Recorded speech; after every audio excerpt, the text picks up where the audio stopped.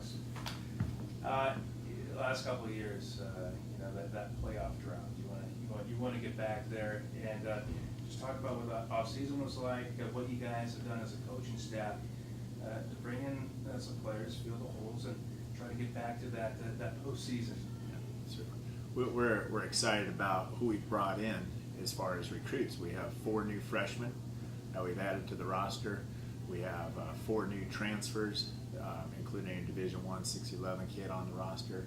So we feel like we've done our job as far as bringing in some new depth and some new faces that are high flyers and exciting, polished basketball players that come from winning programs and that have a high GPA. So they give us a pretty good foundation of what our program traditionally can hold itself, hold our heads high to what we've done in the past, and I think it'll be a great shot in the arm. In addition to those players that we've brought in, we get to have 4 of those players that never saw the court last year due to injuries. Austin Bryan, Rocky Brown, Brett McCollin, and Ethan Dillard all have their specialties that they bring to our program, but mostly the bloodline of green and gold. They're winners, and they certainly know what's up ahead of them as far as the CC2A. First practice tomorrow. Are there any starting jobs? There's pretty much everything's up for grabs. You come to practice tomorrow, and you guys got to earn that starting job. It's a healthy situation where we do have depth. Hopefully, it's not just mediocre depth. Hopefully, it's high quality depth on this roster. We're excited about the fact that it is wide open.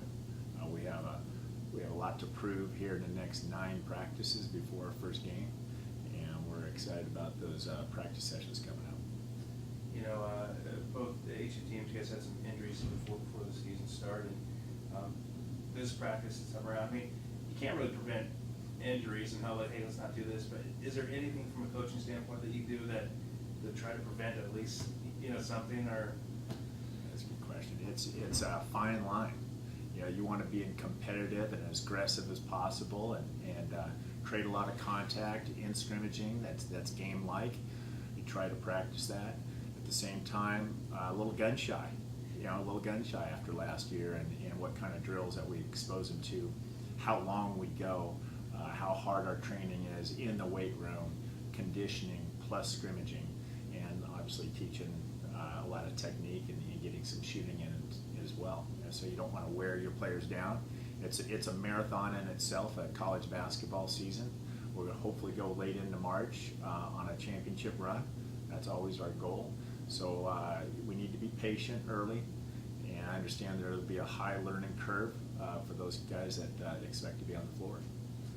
Definitely the players coming back that were hurt, so we know what they can do for HSU. But for the guys that are bringing in, is there anyone that stands out that that you feel like can make an immediate impact? Yeah, let's take a look at our roster, and I'm very excited about our point guard play.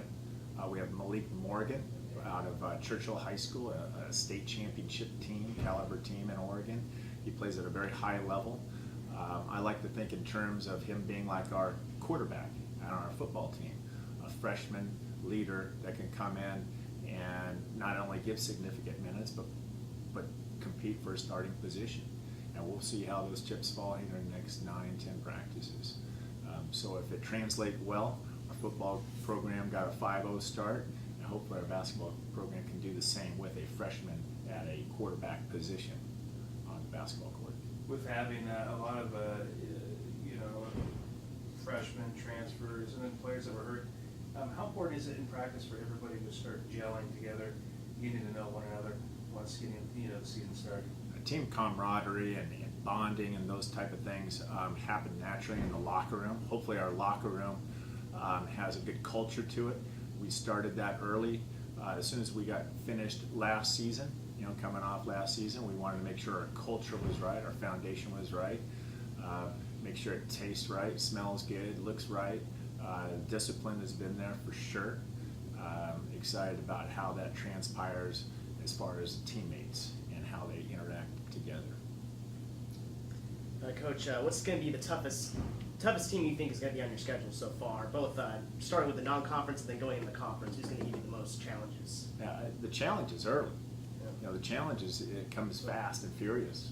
We have a very difficult schedule from the get-go. Obviously, our alumni is always a tough game because a lot of our alumni are very good players, and they'll be back in the gym on the 25th of October, just like that. We'll have our hands full even in the alumni game. And then Southern Oregon, a very, very respectable NAIA team, is coming off a good season last year and is projected to do well nationally speaking this year. It will be a great test for us on that 28th of October, a Tuesday night here. And then we pack our bags and go to New York the 2 days later and play St. John's. And if that's not a big enough test for a Humboldt State University Division II program from the West to go across the United States and play them, I'm not sure what is. But we'll play them there, and we look forward to that. Great experience, obviously, playing great competition, but touring New York, and that bonding comes into that play too as far as team getting close. In addition to that, bottom line, we have Cal State San Bernardino, last year's league championship that won 20 games in our conference. We'll play them at home and away in November. That's never been done that early before as far as 2 conference games in our history. So we'll have our hands full. Now, second year in a row, you're going to play at St. John's in New York. Now, whether it's St. John's in New York or some other big-time power conference school, is this going to become a regular thing for you and your program to kind of take on some of these big-time schools with a lot of history and big-time recruits? It really helps our program by playing Division I teams, just for the recruiting part of this and the exposure for our university, for men's basketball to be on the road. We've had quite a run.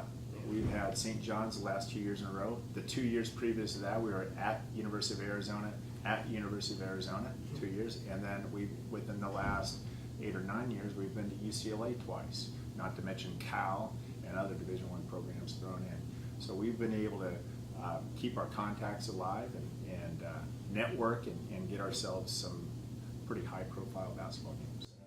Okay, we're really excited about this Saturday. Not only practice session between 2 and 4 in Lumberjack Arena, we're going to have the opportunity to give a first-time coaching clinic to coaches that are hoopster level down in the youth ages, junior high and high school coaches that are wanting to come out to a free clinic. We're going to do that between 12:30 and 2 in Lumberjack Arena, and then back to back we'll go a practice session till 4 o'clock that afternoon. It's open to anybody in the community, and we're looking forward to teaching our coaches how to coach, drills, practice sessions, techniques, and answering any questions and let the Lumberjacks perform for them in that setting.